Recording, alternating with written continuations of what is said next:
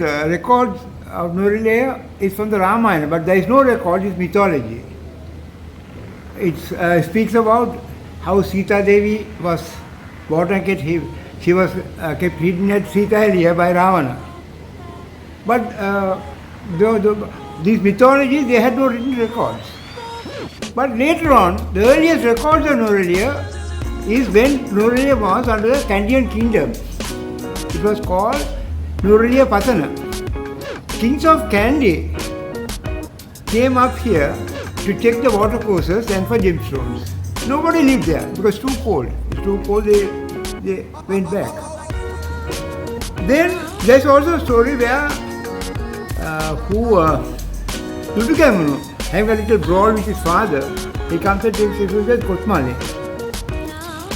Kotmale, they were ironmongers. The story goes on to say that they came to Nuraliya in search of iron, but very strange, but they said they came from iron, but most probably they didn't have. And this word Pidirutalagala itself had a name called Yakadagala. That's the earlier name of this. But that's another scene of it. Then again, there's a story to say that Donna Catherine had come and taken refuge. But the earliest record of Nuraliya is at the summit of Pidirutalagala. HCD Bell, the archaeological commissioner, he discovers a tablet in Sellipi to prove that thousands of years ago, because Sri Lanka is having a very old tradition, that people were doing meditation at the summit of Pidirutalagala. This particular tablet was removed from the summit, and later stage it was at the Kacheri building. And when the building goes on into flames, the tablet also disappears. Most probably nobody took it. Maybe somebody took it for safekeeping. So I don't want to just cause any false stories. So that goes at that. Then, to make it a little more shorter, then what happened was, time and again, Nuraliya was totally a place of thick jungle where no human being was living. Then comes the story where a lot of excitement takes in. What happens is, the Kandyan kingdom was captured, maybe, if I'm not too wrong, somewhere in 1791 or so, if I'm not too accurate. Once the Britishers captured Kandy, by 1818, the Sinhalese, they revolted. And they revolted and they want to break off. Most probably that was called the Vellasa Karal, or the Kandyan rebellion. They rebelled and they fought. But after some time, the rebellion was brought under control. By 1819, peace prevailed once again. Peace and calmness prevailed once again. A team of soldiers headed by Dr. Davy. Dr. Davy was the brother of Sir Humphrey Davy for the British Parliament. And he was stationed in Ceylon with the British regiment, Dr. Davy. Now he and his soldiers, now with this beautiful environment being created, now they are getting ventured to see the interiors of Kandy. They want to know what's happening inside. And also they hear a place called Uva. They want to go and find out where this Uva is. So they take this team and keep on trotting into the jungle. They keep on going. They finally come up to the top of our Kikiyamana mountain.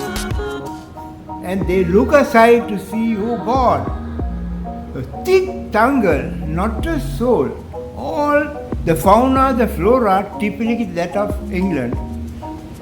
But one rare thing was, there were special species of elephants. A rare species of elephants. And then they were so astonished, they were running back to meet Governor Edward Barnes, who was then in Kandy, and says, it's this, there is a place like in England. So then Edward Barnes says, if that is so, why should I send our boy to London for convalescence? We'll start a military hospital. And 1824, Governor orders for the opening of the British hospital. Plus, he also thought, why not I have a home for myself?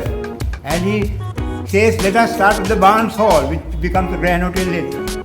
And by 1897, the military hospital, the Barnes Hall, they were all functioning. Then there's a little bit of interlude music. Then it comes, the next phase is 1845. 1845, Sir Samuel White Baker, who is actually, his history will go, he is the son of Baker Senior and then going back to Captain Valentine Baker, going far to the Tudor period. Actually, he is a progeny of Queen Elizabeth I. Now, he is a hunter. He from London, he comes hunting to Africa, then he comes to India, and he comes to Ceylon. When he comes here, he finds the whole place is like a funeral house. He asks, what's wrong with this place? To see, they were suffering from coffee blight. And then, it's a long story. Then finally, he came in search of elephants. Then from there, he falls ill, and they say, go up to a place called Nurul Patan, and you'll start going at convalescence, and he will sent there. And he stays that night at the rest house, which is a modern post office. He says the place was so beautiful and nice, but the rest house was horrible. And the following day he went also, it was so nice, but a place of starvation, nothing to eat. Then he goes back home, he tells his brother John, Valentine and his sister, and says, my God, it's a lovely place, like England, but a place of starvation. Let us do something. And they get a full shipload with all bits of cattle, poultry, vegetables, parson, blacksmith, everything, and they set a sail to Ceylon, and they come to Ceylon, come to Colombo, and there's a long story where they go take the cart, the cow dies, and again they take another cart and go up Trumpeter Pass. That also one fellow called Perkins, he was really drunk. The whole thing goes round the pass with all trials and tribulations. They arrive at Norelia, and finally starts the baker's farm. And baker's farm, today you eat all these carrot, leeks, poultry, everything still on. The birthplace is the baker's farm. And then a lot of people say Baker came to kill it. It was not, Baker did come for killing elephants. At that time there was no such laws. But the man who really killed all the elephants was Roger, who is not him. Then comes Baker's farm, and that is the era where he paved the way to the modern Norelia. And then with that, the story goes on, and then the rest, all of you know. Good luck, goodbye. Thanks a lot for giving me this opportunity. Mr. Thomas Benjamin Jagannathan. I am so proud to say I am the founder member of the Baker Foundation, and Mr. Jagannathan is our president. And actually, he has more powers than me because I have only got a certificate from London by Sir Samuel Baker's great-great-granddaughter, Phyllis Barry, whom I corresponded for 5 years. And finally, she gave me an award to found the foundation.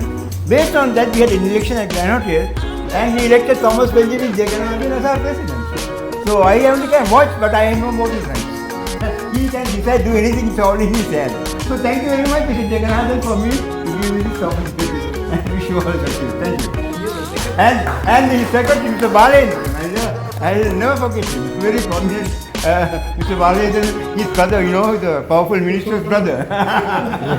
Okay, thank you.